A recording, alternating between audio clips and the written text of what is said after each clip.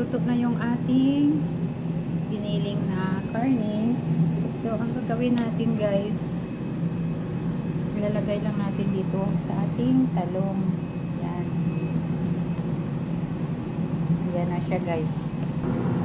So, fry na tayo ng ating talong guys.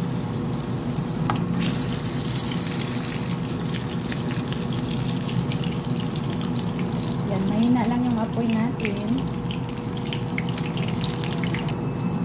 So, pwede na natin siya baliktarin guys.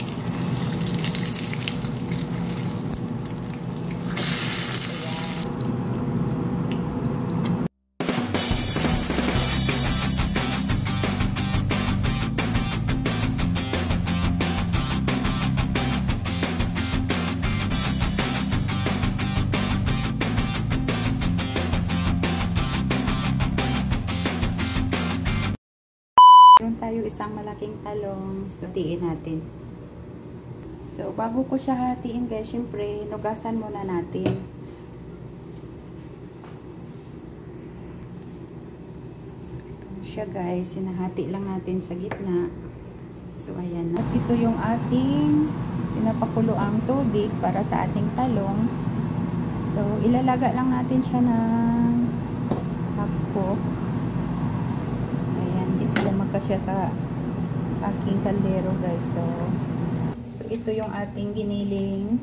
Lilinisan lang natin at i-ready na rin natin yung ating ibang ingredients.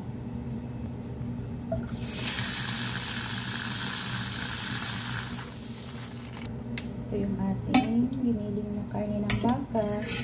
So lalagyan natin siya ng vinegar konti guys. Yung tubig. Then, isit aside lang natin siya mga 2 minutes bago natin siya babanlawan para matanggal yung langsa ng karne. So, habang inaantay natin yan, magbabalat na tayo ng sibuyas. So, ito na yung ating sangkap guys. Natapos na natin slice ang kamatis, carrots natin, sili, bawang, sibuyas at saka bell pepper.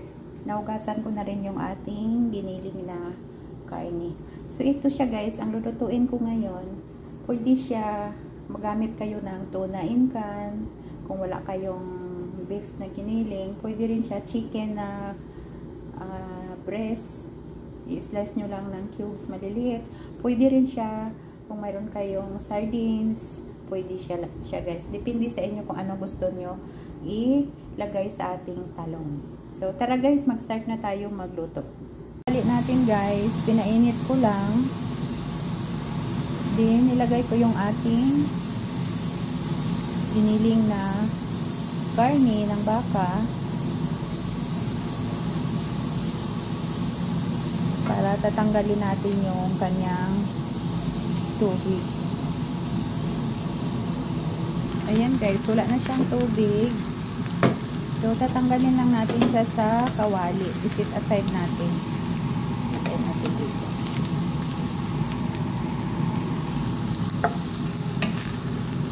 So ito na, isit aside lang muna natin siya guys.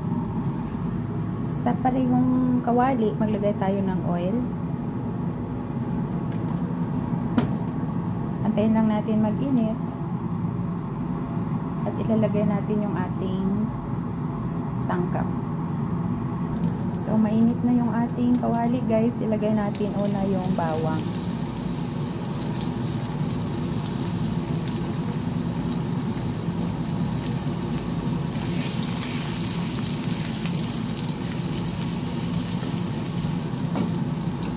Then, isunod natin yung ating sibuyas.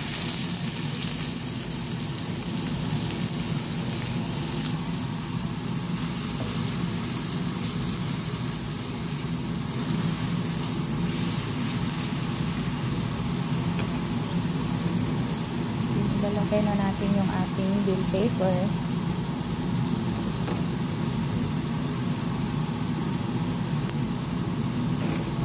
Yung ating siling maanghang.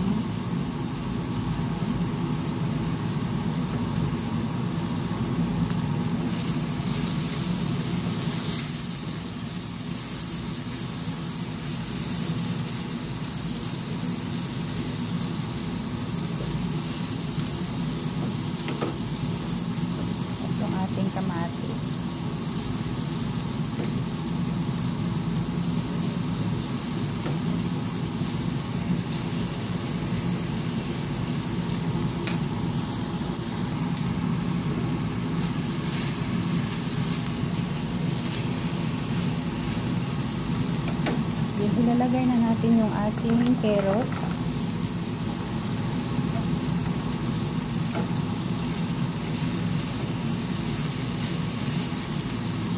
Maglagay din ako ng Maggi cubes sa kahati.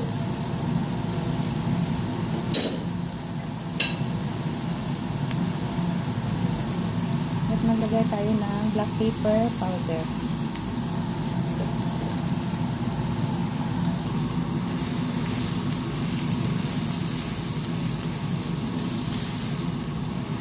Ilalagay na natin yung ating giniling. Sama na natin sa ating mga chicken.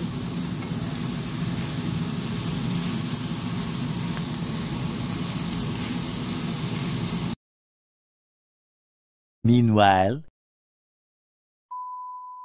luto na yung ating giniling na karne. So ayan, pwede na natin siya tanggalin, guys.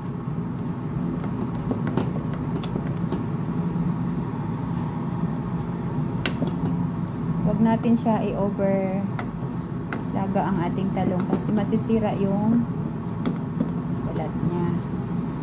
So, hindi matanggal, guys. Ikat ko na siya.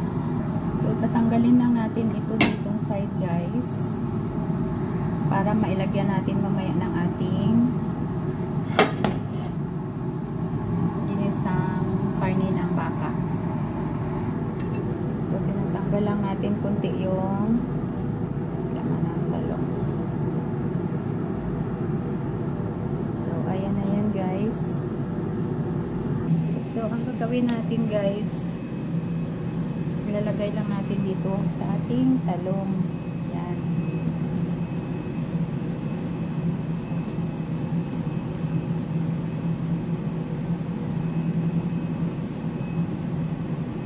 Yan na siya, guys. So, dito sa bowl, meron tayo dalawang itlog. Lagyan lang natin ng asin, black pepper,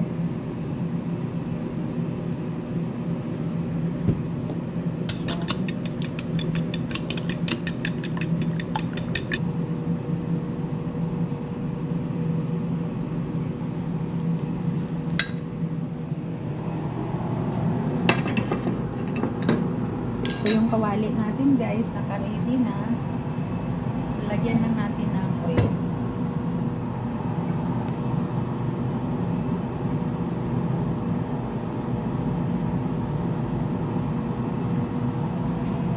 Wait lang natin siya mainit bago natin ilalagay yung ating talong. So, fry na tayo ng ating talong, guys.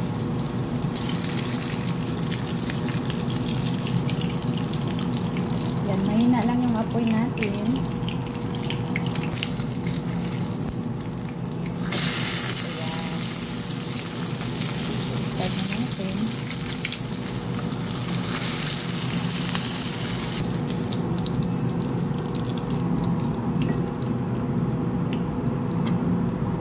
Ayan.